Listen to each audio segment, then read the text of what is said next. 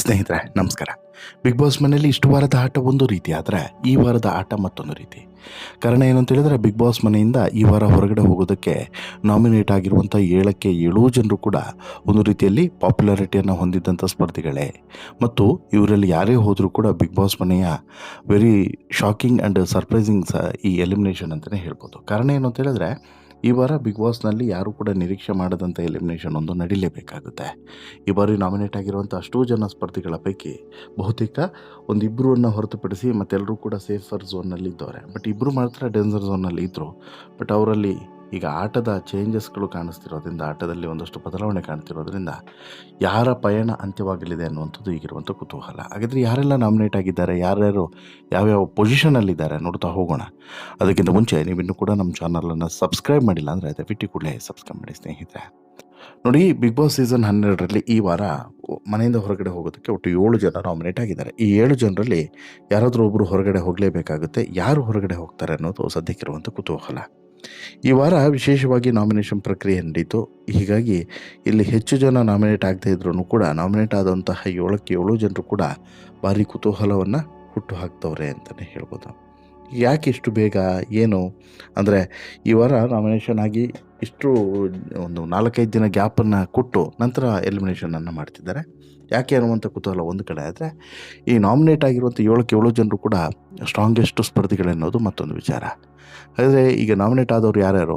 ಒಂದು ಮಾಳು ನಿಪನಾಳ, 2ನೇದು ಅಶ್ವಿನಿ ಗೌಡ, 3ನೇದು ಜಾಹ್ನವಿ, 4ನೇದು ಧ್ರುವಂತು, 5ನೇದು ಗಿಲ್ಲಿ ನಟ, 6ನೇದು ರಘು, 7ನೇದು ಕಾವ್ಯ ಶೈವ. ಈ 7 ಜನರು ಕೂಡ ಈ ಬಾರಿ ಡೇಂಜರ್ ಝೋನಲ್ಲಿದ್ದಾರೆ, ಅಪಾಯದಲ್ಲಿದ್ದಾರೆ. ಯಾಕಂತ ಹೇಳಿದ್ರೆ, ಇಲ್ಲಿ ಯಾರದ್ದು ಮಿಸ್ಟೇಕ್ಸು, ಯಾರದ್ದು ಸರಿ ಅಥವಾ ಯಾರು ಏನು ಮಾಡಿದ್ದಾರೆ ಅನ್ನೋದಕ್ಕಿಂತ ಮುಖ್ಯವಾಗಿ ಆಟ ಹೆಂಗೆ ಸಾಗ್ತಿದೆ ಅನ್ನೋದು ಪ್ರಮುಖವಾಗ್ತಿದೆ. ನೋಡ್ತಾನೆ ಬಿಗ್ ಬಾಸ್ ಸೀಸನ್ 12 ಕಾರ್ಯಕ್ರಮದಲ್ಲಿ ಅದಾಗಲೇ 8 ವಾರಗಳು ಉರುಳಿ ಹೋಗಿದ್ದಾವೆ. 9ನೇ ವಾರದ ನಾಮಿನೇಷನ್ ಪ್ರಕ್ರಿಯೆ ವಿಭಿನ್ನವಾಗಿ ನಡೆದಿದೆ. ಬಟ್ಟೆಗಳನ್ನು ಒಗಿತಾ ಸ್ಕಿಟ್ಟನ್ನು ಒಂದು ರೀತಿಯಲ್ಲಿ ಮುಂದುವರಿಸಬೇಕು, ಹಾಗೆಯೇ ತಮ್ಮ ಸಿಟ್ಟನ್ನು ಕೂಡ ಹೊರಗಡೆ ಹಾಕಬೇಕು. ಈ ರೀತಿ ಹೊರಗಡೆ ಹಾಕುವಂಥ ಸಂದರ್ಭದಲ್ಲಿ ಇಬ್ಬರ ಹೆಸರನ್ನು ತೆಗೆದುಕೊಳ್ಬೇಕು. ಅದರಲ್ಲಿ ಬಹುತೇಕರು ತೆಗೆದುಕೊಂಡಂಥ ಹೆಸರುಗಳೇ ಈ ವಾರ ನಾಮಿನೇಷನ್ಗೆ ಆಯ್ಕೆ ಆಗಿದೆ. ಅದರಲ್ಲಿ ಅಶ್ವಿನಿ ಗೌಡ, ಜಾಹ್ನವಿ, ಧ್ರುವಂತು, ಗಿಲ್ಲಿ ನಟ, ಕಾವ್ಯಶೈವ, ಮ್ಯೂಟೆಂಟ್ ರಘು, ಮಾಳು ನಿಪುರಾಳ, ಈ 7 ಜನರು ಕೂಡ ಡೇಂಜರ್ ಝೋನ್ನಲ್ಲಿದ್ದಾರೆ, ಅಪಾಯದಲ್ಲಿದ್ದಾರೆ. ಇದರಲ್ಲಿ ಯಾರಿಗೆ ಈ ಅಂತಿಮವಾದಂಥ ಶಾಕ್ ಎದುರಾಗುತ್ತೆ, ಯಾರಿಗೆ ಸ್ವಲ್ಪ ರಿಲ್ಯಾಕ್ಸ್ ಸಿಗುತ್ತೆ ಕಾದು ನೋಡಬೇಕು. ಒಂದು ಇನ್ನು 2ನೇದು ಏನು ಅಂತ ಹೇಳಿದ್ರೆ, ಇಲ್ಲಿ 7ಕ್ಕೆ 7 ಜನರು ಕೂಡ ಸ್ಟ್ರಾಂಗೆಸ್ಟ್ ಸ್ಪರ್ಧಿಗಳೇ. ಒಬ್ಬರನ್ನ ಕಂಪೇರ್ ಮಾಡಿದರೆ ಇನ್ನೊಬ್ಬರು ಸ್ಟ್ರಾಂಗೆಸ್ಟ್ ಸ್ಪರ್ಧಿಗಳೇ. ಹೀಗಾಗಿ ಎಲ್ಲೋ ಒಂದು ಕಡೆ ಇದಕ್ಕೂ ಕೂಡ ಹೊಡೆತವನ್ನು ಬೀಳಬಹುದು, ಇವರ ಆಟಕ್ಕೂ ಕೂಡ ಈ ನಾಮಿನೇಷನ್ ಪ್ರಕ್ರಿಯೆ ಹೊಡೆತವನ್ನು ಕೊಡಬಹುದು ಅನ್ನುವಂತಹ ವಿಚಾರಗಳು ಚರ್ಚೆ ಆಗ್ತಿದೆ. ಹಾಗಾದರೆ ಈ ವಾರ ಯಾರೆಲ್ಲ ಇದ್ದಾರೆ, ಅವರ ಪ್ಲಸ್ ಏನು ಮೈನಸ್ ಏನು ಅಂತೇಳಿ ನೋಡೋದಾದರೆ, ಮೊದಲ ಸ್ಪರ್ಧಿ ಮಾಳು ನಿಪನಾಳ. ಸೂರಜ್ ಮತ್ತಿತರರು ಮಾಳು ನಿಪನಾಳ ಅವರನ್ನು ಈ ವಾರ ನಾಮಿನೇಟ್ ಮಾಡಿದ್ದಾರೆ. ಇಷ್ಟು ವಾರಗಳಲ್ಲಿ ಮಾಳು ಬಹುತೇಕ ಸೈಲೆಂಟ್ ಆಗಿಯೇ ಇದ್ದರು. ಆದರೆ ಇತ್ತೀಚಿನ ಸಂಚಿಕೆಗಳಲ್ಲಿ ಮಾಳು ಸ್ವಲ್ಪ ಹೆಚ್ಚಾಗಿ ಮಾತನಾಡುತ್ತಿದ್ದಾರೆ. ಆದರೆ ಜನಪದ ಗಾಯಕ ಮಾಳು ನಿಪನಾಳ ಅವರಿಗೆ ಉತ್ತರ ಕರ್ನಾಟಕ ಮಂದಿಯ ಫ್ಯಾನ್ ಫಾಲೋಯಿಂಗ್ ದೊಡ್ಡ ಮಟ್ಟದಲ್ಲೇ ಇದೆ. ಅಭಿಮಾನಿಗಳ ಓಟುಗಳಿಂದನೇ ಮಾಳು ಇಷ್ಟು ಟೈಮ್ ಉಳ್ಕೊಂಡಿದ್ದಾರೆ. ಮಿಡ್ ಸೀಸನ್ ಫಿನಾಲೆಯಲ್ಲೂ ಕೂಡ ಸೇಫ್ ಆಗಿದ್ದಾರೆ. ಕ್ಯಾಪ್ಟನ್ ಗದ್ದುಗೆಯನ್ನು ಕೂಡ ಏರಿದರು. ಇಂತಿಪ್ಪ ಮಾಳು ಕಂಟೆಂಟ್ನಲ್ಲಿ ಮಾತ್ರ ಹಿಂದೆ ಬಿದ್ದಿದ್ದಾರೆ. ಹಾಗಾದರೆ ಈ ವಾರ ಮಾಳು ನಿಪನಾಳ ಇರ್ತಾರ ಹೋಗ್ತಾರ ಅನ್ನೋಂಥದ್ದು ಒಂದು ಪ್ರಶ್ನೆ. ಇನ್ನು ಮಾಳುವನ್ನು ಹೊರತುಪಡಿಸಿದರೆ ಗಿಲ್ಲಿ ನಟ, ಧ್ರುವಂತು ಹಾಗೂ ಸೂರಜು, ಜಾಹ್ನವಿ ಅವರನ್ನು ನಾಮಿನೇಟ್ ಮಾಡಿದ್ದಾರೆ. ಬಿಗ್ ಬಾಸ್ ಮನೆಗೆ ಬಂದ ಮೇಲೆ ಕೆಲವು ಘಟನೆಗಳಿಂದಾಗಿ ಜಾಹ್ನವಿ ಮೇಲೆ ವೀಕ್ಷಕರಿಗೆ ನೆಗೆಟಿವ್ ಆದಂಥ ಒಪಿನಿಯನ್ ಬಂದಿರೋದಂತೂ ಸತ್ಯ. ಈ ವಾರವೂ ಕೂಡ ಸವಿರುಚಿ ವಿವಾದದಲ್ಲಿ ಜಾಹ್ನವಿ, ಗಿಲ್ಲಿ, ರಕ್ಷಿತಾ ಸಿಲುಕಿದ್ದಾರೆ. ಹಾಗೆಯೇ ಜಾಹ್ನವಿ ಯಾವುದಾದ್ರೂ ಒಂದು ವಿಚಾರವನ್ನು ತಿರುಚೋದ್ರಲ್ಲಿ ಅಥವಾ ಸುಳ್ಳು ಹೇಳೋದ್ರಲ್ಲಿ ಪಂಟ್ರು. ಹಾಗಾಗಿ ಇಲ್ಲೂ ಕೂಡ ಗಿಲ್ಲಿ ಮೇಲೆ ಒಂದು ಸುಳ್ಳು ಆಪಾದನೆಯನ್ನು ಹೊರಿಸಿದಂಥ ಕಾರಣಕ್ಕೋಸ್ಕರ ಜಾಹ್ನವಿ ಇವತ್ತು ನಾಮಿನೇಟ್ ಆಗಿದ್ದಾರೆ. ಬಹುಶಃ ಈ ಅಶ್ವಿನಿ ಜೊತೆಗಿನ ಆತ್ಮೀಯತೆಯೇ ಈಕೆಯನ್ನು ಹೊರಗಡೆ ಕಳಿಸ್ಬೇಕಾಗಿತ್ತು. ಬಟ್ ಈ ವಾರ ಕಳಿಸ್ಲಿಲ್ಲ. ಬಟ್ ಮುಂದಿನ ವಾರ ಹೇಳೋಕ್ಕೆ ಸಾಧ್ಯವಿಲ್ಲ. ಬಟ್ ಏನಾದರೂ ಒಂದು ಡೆವಲಪ್ಮೆಂಟ್ ಆಯಿತು ಅಂತ ಹೇಳಿದ್ರೆ ಬಹುಶಃ ಒಂದಂತೂ ಫಿಕ್ಸು, ಏನಾದರೂ ಒಂದು ಚೇಂಜಸ್ ನಿರೀಕ್ಷೆಯನ್ನು ಮಾಡ್ಬೋದು. ಈಗ ಜಾಹ್ನವಿ ವಿಚಾರದಲ್ಲೂ ಕೂಡ ಹಾಗೆ ಆಗ್ತಿದೆ. ಜಾಹ್ನವಿ ಅವರನ್ನು ಹೊರಗಡೆ ಕಳಿಸುವಂಥ ಚಾನ್ಸಸ್ ಕೂಡ ಇದೆ ಅನ್ನುವಂಥ ಮಾತುಗಳು ಕೂಡ ಕೇಳಿ ಬರ್ತಿದೆ. ಹಾಗಾಗಿ ಜಾಹ್ನವಿ ಅವರು ಈ ವಾರ ಔಟ್ ಆಗುವಂಥ ಚಾನ್ಸಸ್ ಇದೆಯಾ ಅನ್ನುವಂಥದ್ದು ಈಗಿರುವಂಥ ಪ್ರಶ್ನೆ. ಇದನ್ನು ಹೊರತುಪಡಿಸಿದರೆ ಮತ್ತೊಬ್ಬ ಸ್ಪರ್ಧಿ ಧ್ರುವಂತ. ಕಳೆದ ವಾರದಿಂದ ಧ್ರುವಂತ ಅವರ ನಿಲುವು ಬದಲಾಗಿದೆ. ಅಶ್ವಿನಿ ಗೌಡ ಹಾಗೂ ಜಾಹ್ನವಿ ವಿರುದ್ಧ ಧ್ರುವಂತ ಅಬ್ಬರಿಸಿದ್ದಾರೆ. ಇದು ಧ್ರುವಂತ ಅವರಿಗೆ ಪಾಸಿಟಿವ್ ಆಗುತ್ತಾ ಅಥವಾ ಓಟ್ ಆಗಿ ಬದಲಾಗುತ್ತಾ ಅಥವಾ ಧ್ರುವಂತ ಔಟ್ ಆಗ್ತಾರ ಅನ್ನೋದು ಈ ವಾರ ಗೊತ್ತಾಗಲಿ. ಈ ವಾರ ಗೊತ್ತಾಗಲಿದೆ. ಬಟ್ ಧ್ರುವಂತು ಸ್ವಲ್ಪ ಬದಲಾವಣೆಯನ್ನು ನಾವು ಗಮನಿಸ್ಬೋದು. ಧ್ರುವಂತಲ್ಲಿ ಸ್ವಲ್ಪ ಅಂತ ಹೇಳಿದ್ರೆ ಆತನ ಮಾತಿರ್ಬೋದು, ಆತನ ಆಟದ ಶೈಲಿ ಇರ್ಬೋದು, ಜೊತೆಗೆ ಆತ ಬೆರೀತಿರುವಂಥ ರೀತಿಗಳಿರ್ಬೋದು, ಅಶ್ವಿನಿ ಮತ್ತು ಜಾಹ್ನವಿನ ಅಂತರವನ್ನು ಕಾಪಾಡಿಕೊಂಡು ಅವ್ರ ಮೇಲೆ ಆರೋಪವನ್ನು ಹೊರಿಸ್ತಿರೋದಿರ್ಬೋದು, ಇವೆಲ್ಲವೂ ಕೂಡ ಬಹುಶಃ ಧ್ರುವಂತಿಗೆ ಲಾಭ ಆಗಬಹುದೇನೋ ಗೊತ್ತಿಲ್ಲ. ಬಟ್ ಲಾಭ ಆಗುತ್ತೆ ಅನ್ನುವಂಥ ನಿರೀಕ್ಷೆ ಅಂತೂ ಧ್ರುವಂತ ಕೂಡ ಇದೆ. ಹಾಗೆಯೇ ಸೇವ್ ಆಗ್ತೀನಿ ಅನ್ನುವಂತಹ ಒಂದು ಬಯಕೆಯು ಕೂಡ ಆತನಲ್ಲಿ ಇದೆ ಅನ್ನೋದು ಮಾತ್ರ ಆತನ ಬಾಡಿ ಲ್ಯಾಂಗ್ವೇಜಲ್ಲಿ ಗೊತ್ತಾಗ್ತಿದೆ. ಉಳಿತೀನಿ ಎನ್ನುವಂತಹ ಲೆಕ್ಕಾಚಾರ ಧ್ರುವಂತ ಮನಸ್ಸಿನಲ್ಲಿ ಗಟ್ಟಿಯಾಗಿದೆ ಅನ್ನುವಂಥದ್ದು.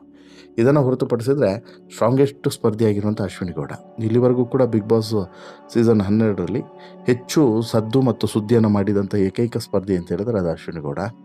ಕೆಲವು ವೀಕೆಂಡ್ಗಳಲ್ಲಿ ಅಶ್ವಿನಿ ಗೌಡ ಸುತ್ತವೇ ಸಹಜವಾಗಿ ಚರ್ಚೆಗಳು ಗಿರಿಕೆಯನ್ನು ಹೊಡಿತಿತ್ತು. ಅದಾದಮೇಲೆ ಅಶ್ವಿನಿ ಗೌಡ ಇಷ್ಟು ಬೇಗ ಔಟ್ ಆಗಲ್ಲ ಅನ್ನುವಂಥ ಚರ್ಚೆಗಳು ಕೂಡ ಇದ್ದಾವೆ. ಬಟ್ ಆದರೆ ಸಹಜವಾಗಿ ಸ್ಪರ್ಧಿಗಳು ನಾಮಿನೇಟ್ ಮಾಡಿರೋದ್ರಿಂದ ಅಶ್ವಿನಿ ಗೌಡ ಅವರನ್ನು ಕೂಡ ನಾಮಿನೇಟ್ ಮಾಡಿದ್ದಾರೆ. ಬಟ್ ಅಶ್ವಿನಿ ಗೌಡ ಉಳ್ಕೊಳ್ತಾರೆ ಈ ವಾರ ಅನ್ನೋದರಲ್ಲಿ ಯಾವ ಅನುಮಾನವೂ ಕೂಡ ಇಲ್ಲ. ಇದನ್ನು ಹೊರತುಪಡಿಸಿದ್ರೆ ಮತ್ತೊಬ್ಬ ಸ್ಟ್ರಾಂಗ್ ಸ್ಪರ್ಧಿ ರಘು ಕೂಡ ಈ ವಾರ ನಾಮಿನೇಟ್ ಆಗಿದ್ದಾರೆ. ವೈಲ್ಡ್ ಕಾರ್ಡ್ ಸ್ಪರ್ಧಿಯಾಗಿ ಬಂದರೂ ಕೂಡ ಹಲವರ ಮನದಲ್ಲಿ ಮನೆ ಮಾಡಿದ್ದಾರೆ ರಘು ಹಾಗೂ ಗಿಲ್ಲಿ ಕಾಂಬಿನೇಷನ್ ಅನೇಕರಿಗೆ ಇಷ್ಟವಾಗಿದೆ. ಹೀಗಾಗಿ ಈಗಾಗಲೇ 2 ಬಾರಿ ಕ್ಯಾಪ್ಟನ್ ಆಗಿರುವಂಥ ರಘು ಒಳ್ಳೆ ಕ್ಯಾಪಬಲ್ ಇರುವಂಥ ಕ್ಯಾಪ್ಟನ್ ಅನ್ನೋದರಲ್ಲಿ ಡೌಟೇ ಇಲ್ಲ. ಹಾಗಾಗಿ ಇಡೀ ಮನೆಯನ್ನು ಶಾಂತಚಿತ್ತವಾಗಿ ಇಟ್ಕೊಳ್ಳೋದಕ್ಕೆ ಮತ್ತು ಎಲ್ಲವನ್ನೂ ಕೂಡ ಕೂರಾಗಿ ಹ್ಯಾಂಡಲ್ ಮಾಡೋದಕ್ಕೆ ರಘು ತುಂಬ ಸಾಧನ ಕೊಡ್ತಿದ್ದಾರೆ ಅನ್ನೋದು ಕೂಡ ಸತ್ಯ. ಇದನ್ನು ಹೊರತುಪಡಿಸಿದ್ರೆ ಕಾವ್ಯ ಶೈವ ಟಾಸ್ಕ್ನಲ್ಲಿ ಹಿಂದೆ ಬಿದ್ದಿದ್ರೂ ಕೂಡ ಗಿಲ್ಲಿ ಜೊತೆಗೆ ಎಲ್ಲೋ ಒಂದು ಕಡೆ ಇತ್ತೀಚೆಗೆ ಮಾಡ್ತಿರುವಂಥ ಕಿತಾಪತಿಗಳು, ಜಗಳಗಳು ಎಲ್ಲೋ ಒಂದು ಕಡೆ ಅವರನ್ನು ಹೊರಗಡೆ ತಳ್ಳುವಂಥ ಚಾನ್ಸಸ್ ಇದೆ ಅನ್ನೋದು ಕೂಡ ಗೊತ್ತಾಗ್ತಿದೆ. ಬಟ್ ಗಿಲ್ಲಿಗೆ ಎಂಟರ್ಟೈನ್ಮೆಂಟ್ ಫ್ಯಾಕ್ಟರ್ ಆಗಿ ಮತ್ತು ಗಿಲ್ಲಿಗೆ ಸಾಥ್ ಕೊಡುವಂಥ ಸ್ಪರ್ಧೆಯಾಗಿ ಕಾವ್ಯಶೈವ ಉಳ್ಕೊಂಡ್ರೂ ಕೂಡ ಅಚ್ಚರಿ ಇಲ್ಲ. ಹಾಗಾಗಿ ಹೇಳೋಕ್ಕಾಗಲ್ಲ. ಕಾವ್ಯಶೈವ ಅವರು ತೆಗೆದುಕೊಳ್ಳುವಂತಹ ನಿಲುವುಗಳು ಸಹಜವಾಗಿ ಎಲ್ರಿಗೂ ಕೂಡ ಇಷ್ಟವಾಗುವಂಥದ್ದೇ. ಕಿಚ್ಚ ಸುದೀಪರಿಂದ ಹಿಡಿದು ಎಲ್ರಿಗೂ ಕೂಡ ಇಷ್ಟವಾಗುವಂಥದ್ದೇ. ಇನ್ನು ಗಿಲ್ಲಿ ಕೂಡ ಈ ವಿಚಾರದಲ್ಲಿ ಯಾವುದು ಈ ನಾಮಿನೇಷನ್ ವಿಚಾರದಲ್ಲಿ ಗಿಲ್ಲಿ ಹೆಸರು ಕೂಡ ಇರೋದ್ರಿಂದ ಗಿಲ್ಲಿಯೂ ಕೂಡ ಅಪಾಯದಲ್ಲಿ ಇದ್ದಾನೆ ಅನ್ನೋದು ಕೂಡ ಸತ್ಯ. ಜೊತೆಗೆ ಕೆಲವೊಂದು ಸಲ ಈ ತಮಾಷೆ ಹೋಗಿ ಅಮಾಸೆ ಆಗುವಂಥದ್ದು ಇದು ಎಲ್ಲ ಒಂದು ಕಡೆ ಗಿಲ್ಲಿಗೆ ಮುಳುವಾದರೂ ಕೂಡ ಅಚ್ಚರಿ ಏನಿಲ್ಲ. ಮಾಡು ಅಥವಾ ಗಿಲ್ಲಿ ಅಥವಾ ಇನ್ನುಳಿದವರು ಯಾರನ್ನೇ ಹೆಸರನ್ನು ಕಂಪೇರ್ ಮಾಡಿದ್ರು ಕೂಡ ಇಲ್ಲಿ ಕಾವ್ಯ ಹೋದರೆ ಮಾತ್ರ ಗಿಲ್ಲಿಗೆ ದೊಡ್ಡ ಮ್ಯಾಟ್ರ್ ಆಗ್ತದೆ. ಕಾವ್ಯ ಒಂದು ವೇಳೆ ಔಟ್ ಆದರೆ ಗಿಲ್ಲಿ ಆಟವು ಕೂಡ ಬದಲಾಗ್ಬೋದು, ಅಥವಾ ಕಾವ್ಯಗೆ ಗಿಲ್ಲಿ ಔಟ್ ಆದರೂ ಕೂಡ ಕಾವ್ಯನ ಆಟನೂ ಕೂಡ ಬದಲಾಗ್ಬೋದು. ಹಾಗಾಗಿ ಸಹಜವಾಗಿ ಇದಿಬ್ಬರು ಕೂಡ ಆಟದ ಮೇಲೆ ನೇರವಾದಂಥ ಪರಿಣಾಮ ಬೀರುತ್ತೆ ಅನ್ನೋದ್ರಲ್ಲಿ ಡೌಟ್ ಇಲ್ಲ. ಹಾಗೆ ನಮ್ಮ ಹತ್ರಕ್ಕೆ ಇಲ್ಲಿ ಒಂದು ರೀತಿಯಲ್ಲಿ ಒಪಿನಿಯನ್ ಇಲ್ಲ ಅಥವಾ ನೀಟಾಗಿ ಸಾರ್ಟ್ ಔಟ್ ಮಾಡಲಿಕ್ಕೆ ಆಗೋದಿಲ್ಲ ಅಂತ ಹೇಳಿದ್ರೆ 100% ಅದರ ಬಗ್ಗೆನೂ ಕೂಡ ಕೆಲವರು ಆಲೋಚನೆಯನ್ನು ಮಾಡ್ತಾರೆ. ಆದರೆ ಈಗ ಒಂದಂತೂ ಕ್ಲಿಯರಾಗಿ ಗೊತ್ತಾಗ್ತಿದೆ ಸ್ನೇಹಿತರೆ, ಇಲ್ಲಿ ಏನೇ ಇದ್ರೂ ಕೂಡ ನಡೆಯುವಂಥದ್ದು ಆಟ ಯಾವುದೇ ಇದ್ರೂ ಕೂಡ ಅದು ಒಂದು ಗಿಲ್ಲಿದು ಅಥವಾ ಈ ಅಶ್ವಿನಿದು ಅನ್ನೋದ್ರಲ್ಲಿ ಡೌಟ್ ಇಲ್ಲ. ಬಟ್ ಒಂದಂತೂ ತಿಳ್ಕೊಳ್ಳಿ, ಈಗ ಈ ಬಾರಿ ನಾಮಿನೇಟ್ ಆಗಿರುವಂಥ ಘಟಾನುಘಟಿಗಳಲ್ಲಿ ಯಾರಾದರೂ ಹೊರಗಡೆ ಹೋಗಲೇಬೇಕು. ಗಿಲ್ಲಿಯೋ, ಕಾವ್ಯನೋ, ಅಶ್ವಿನಿನೋ, ರಘುನೋ, ಅಥವಾ ಜಾಹ್ನವಿನೋ, ಧ್ರುವಂತೋ ಅಥವಾ ಮಾಳು, ಇಷ್ಟು ಜನರಲ್ಲಿ ಯಾರಾದರೂ ಹೊರಗಡೆ ಹೋಗಲೇಬೇಕು. 7 ಜನರಲ್ಲಿ ಯಾರು ಹೋಗ್ತಾರೆ, ಏನಾಗುತ್ತೋ ಇಷ್ಟು ಕಾದು ನೋಡೋಣ. ನಿಮಗೇನು ಅನಿಸುತ್ತೆ ಸ್ನೇಹಿತರೆ ಈ ಬೆಳವಣಿಗೆ ಬಗ್ಗೆ ನಿಮ್ಮ ಅಭಿಪ್ರಾಯ? ದಯವಿಟ್ಟು ನಿಮ್ಮ ಅಭಿಪ್ರಾಯನ ಕಮೆಂಟ್ ಮಾಡಿ ತಿಳಿಸಿ. ನಿಮ್ಮ ಪ್ರಕಾರ ಯಾರು ಹೋಗಬೇಕು, ಯಾರು ಹೋಗಬಹುದು ಅನ್ನೋದನ್ನು ಕೂಡ ಕಮೆಂಟ್ ಮಾಡಿ ತಿಳಿಸಿ. ಹಾಗೆಯೇ ಚಾನಲ್ಗೆ ಸಬ್ಸ್ಕ್ರೈಬ್ ಆಗೋದನ್ನು ಮರಿಬೇಡಿ. ಸ್ಟೋರಿಯನ್ನು ಅತಿ ಹೆಚ್ಚು ಜನರಿಗೆ ಶೇರ್ ಮಾಡಿ. ಧನ್ಯವಾದ.